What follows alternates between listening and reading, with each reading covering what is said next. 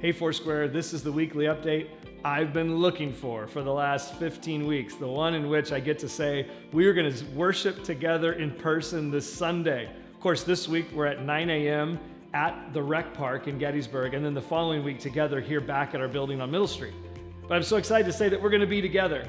But also, let's remember what I said on Sunday in my previous message, that though we're excited, there's also a mix of feelings with all of this, because we know that not everything is going back to exactly the way it was. But can I assure you, the important things, the good things haven't changed. And that is our worship to God, our love for each other, experiencing His presence and how He moves in our lives. Like I said, being the church hasn't changed. Going to church is going to look a little different. And I just wanted to basically reiterate to make sure you look at my letter. If you didn't receive that this week, please contact the office so we can get an update for you and keep you posted. But I mentioned in there how there's some changes, and some of those are just to keep you safe. We've done a lot of things to our building, from extra cleaning that'll take place before services and in between, to new hospital-grade filters in our HVAC system, to touchless faucets in the bathroom, to reducing the seats in the sanctuary, all to help keep us safe. And this is so important right now. If you haven't seen in the news some of those churches, there's one particular in Oregon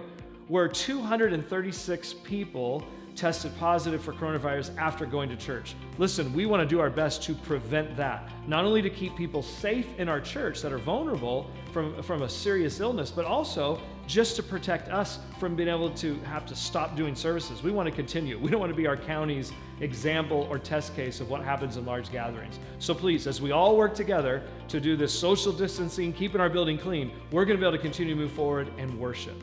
Now, listen, along with all these other changes, the most important thing I want you to know is that we're going to actually register for our Sunday morning services.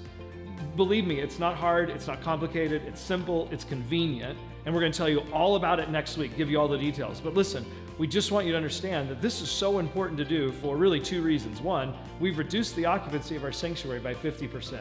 So we need to be careful to know when people are coming so that we don't have to turn people away on a service on a Sunday morning, number one. Number two, we also feel it's our responsibility and good stewardship to you and your family, for many of you who work in education or the medical field or other jobs, that you need to know if you've come across someone who tested positive, that we have a way to respond to anybody that came to a particular service if we find out later in the week that someone tested positive. So it'll be a little bit of a hurdle. You'll figure this out quickly because it's easy, it's convenient, it's not hard to do. Like I said, we'll give you all the information next week. But just know that as after this week in the park, we're going to have an easy system for you to register for our services so that we can just make everything as good and safe as possible. So I'm praying for you. I'm excited. It's going to be a great Sunday this week as well as the following week. Let's all hold on to the Lord, hold on to each other, encourage and support one another. We're going to get through this. God is still good. His promises are still real. And He's going to continue to move. We're still going to reach our community. We're still going to see people meet Jesus. Let's not forget that. The most important things, nothing is going to stop those things. Can't wait to see you Sunday morning. God bless you.